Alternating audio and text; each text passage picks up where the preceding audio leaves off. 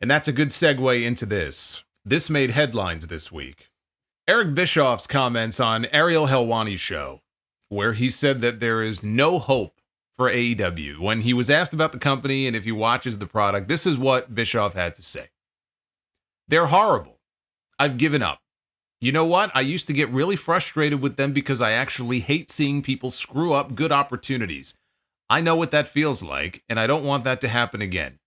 I know how hard good opportunities are to come by, so when you see somebody shooting themselves in the foot day after day, week after week, in every possible way, it's frustrating for me, and I would vent that frustration. Now, it's just like, yeah, whatever. It is what it is. There's no hope for them. Nothing is going to turn their company around. There's no light bulb that's going to go off in anybody's head and realize, oh, this is actually getting people to watch TV. They have no idea about what they're doing, and they're too stubborn to learn.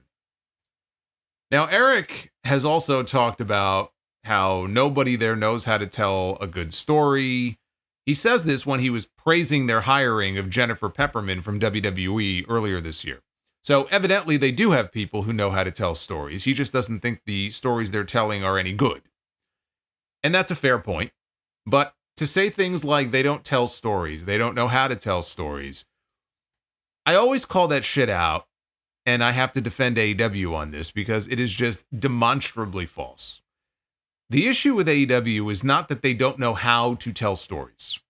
It is that Tony Khan chooses not to tell enough of them.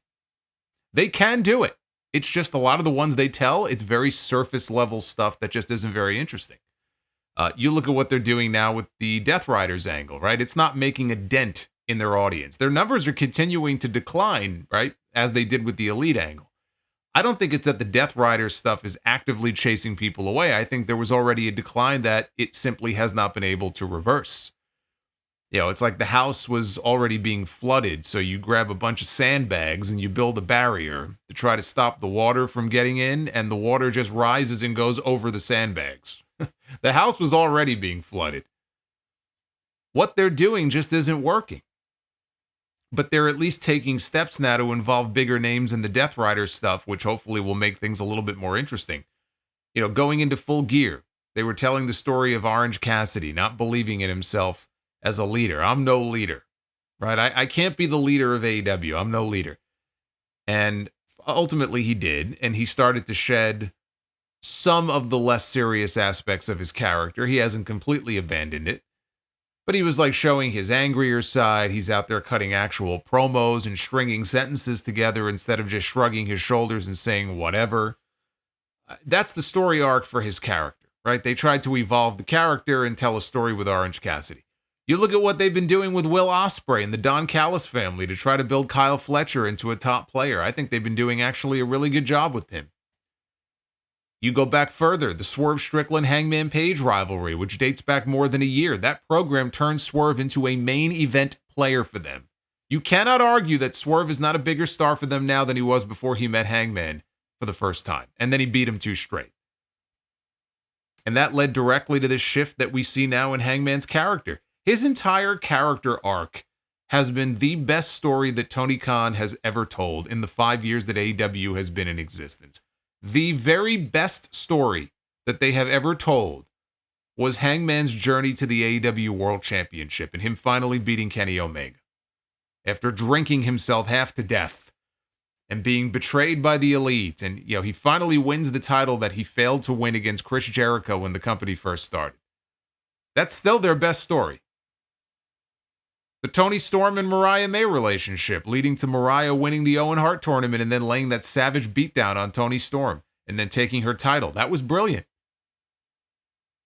MJF and Adam Cole, they fell ass backwards into that brochacho stuff. It was one of those odd couple pairings that you would sometimes see on WWE television that shouldn't work, but the fans just get behind it. And they turned it into a Wembley Stadium main event. MJF and CM Punk, their rivalry, and MJF referring to how Punk let him down when he was still a kid. He was like a teenager and, you know, showing old photos. Like, that was great stuff. They brought the best out of each other. I mean, fuck, Cody Rhodes and Darby Allin in the early days of AEW. People forget, but, you know, Cody beat Darby a whole bunch of times before Darby finally beat him to win the TNT Championship for the first time. They had a time limit draw in their very first match, and then Cody beat him a couple of times, and then finally, it was like a year later, maybe longer, Darby got that big win. And as I recall, Darby was actually a draw there for a little while with that TNT title. Like, his segments were doing really well. Like, believe me, I want them to get back to that stuff as much as anybody. But the idea that they don't know how to tell a proper story or they don't tell stories, it's just pure nonsense. And it's spoken only by people that haven't actually watched the product over the last 5 years. It's not that they can't. It's that they don't. There's a difference. Not as often as they should. And that's what's so frustrating. You know, Bischoff is also not exactly an unbiased source on this. He's had a hate boner for AEW ever since Tony Khan made that comment about Ted Turner not knowing 1% of what he knows about pro wrestling. Or else WCW would still be on TNT and TBS. Of course, Ted Turner never ran WCW. He owned it, but he didn't actually run anything, so it's a stupid comment to even make. But Eric took that as a personal shot at Ted Turner, and ever since then, his entire tone changed whenever he's talked about AEW. I will say, though, that, you know, Eric, hey, kudos to him. Eric has managed to take 83 weeks of success that he had in his life 30 years ago and parlay that into a new career for himself now. It's very impressive. But when he says there's no hope for AEW, he's not totally wrong. I mean, look, it's a little over the top to say that when the company just got a $600 million endorsement from Warner Brothers Discovery, that there's no hope. Okay, their future for now is secure. And that's a big feather in Tony's cap, but it does feel like nothing is hitting right now. They're trying things that aren't working. And the show is the vision of one man, right? That man is Tony Khan. He doesn't think there are any problems with the product. Just ask him, he'll tell you. He doesn't think there are any problems with the creative. Everything is great. And if he does feel that way, he clearly doesn't care because he's content to just put on banger matches every week. Eric doesn't like the product. A lot of other people no longer enjoy the product. And there's also a lot of other people who do like the product. Tony likes it. And so long as he likes it, nothing is going to change. Hence him saying, Bischoff that is, that there's no hope for AEW. That's why I say he's not completely wrong. Change will only come from the top. We all said the same thing about Vince McMahon. It was one man's vision. Nobody else's ideas mattered. He had a whole army of writers. He had people flanking him.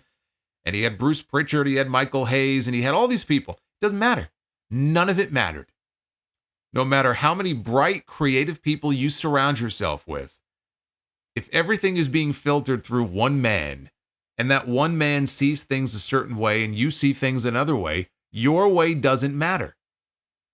The blame should go squarely on the person at the top. This happens in sports all the time. Fans call for the owner of their favorite team to sell the team because the team plays like shit. The owners, he doesn't hire the right people, or they don't spend money on the best players. Sell the team. I mean, hell, I said the same thing about the Mets for years. And then it actually happened. The Wilpons sold the team to Steve Cohen.